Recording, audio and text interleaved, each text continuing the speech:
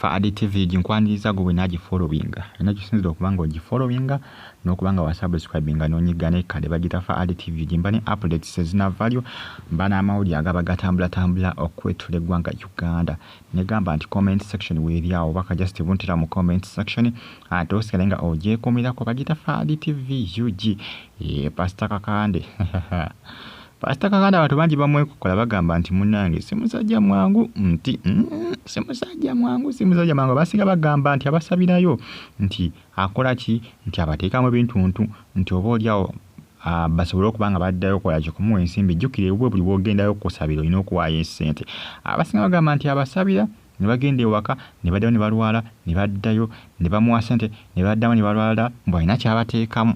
era abasinga bamwe kokola bagamba nti abasabirayo kati badda ku zero. Wano mu Uganda abantu bonna abasinga bangi bakkiriza mu bapasita baabwe buli muntu alina gwakkiririzaamu kubanga oyinza okwesanga oli ng'atakkiriza mu Pastor Kakande ng'agamba nti oyo pasita wange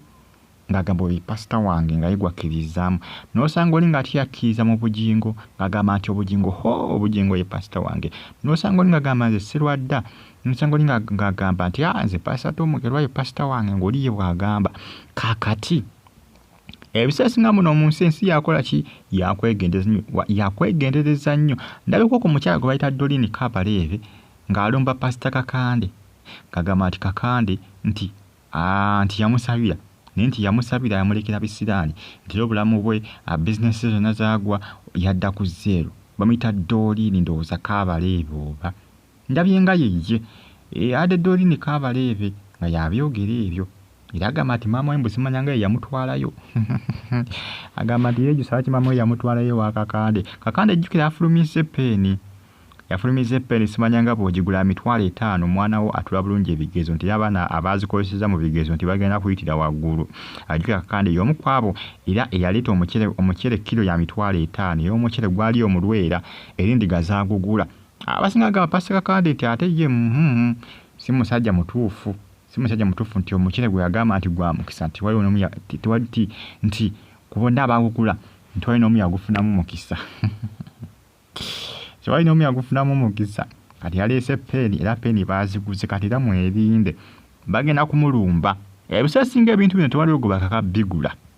kivola buluusi bigule ng'okimanyi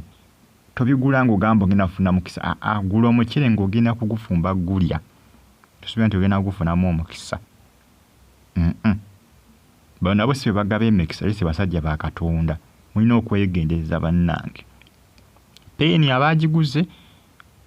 manya nti waguze peeni ya bulijjo newankubadde kale ya bbeeyi naye kati gwe manya kuba teyakusibyemu muguwa nti genda ogigule tewaliyo Pastor Kakande gwe yasibamu mu muguwa kugula mukyere singa mwagenda mugenyini nga mugenza okugula omukyere ye si yayisaawo kintu kye mukimanye nti kati eyo bizinensi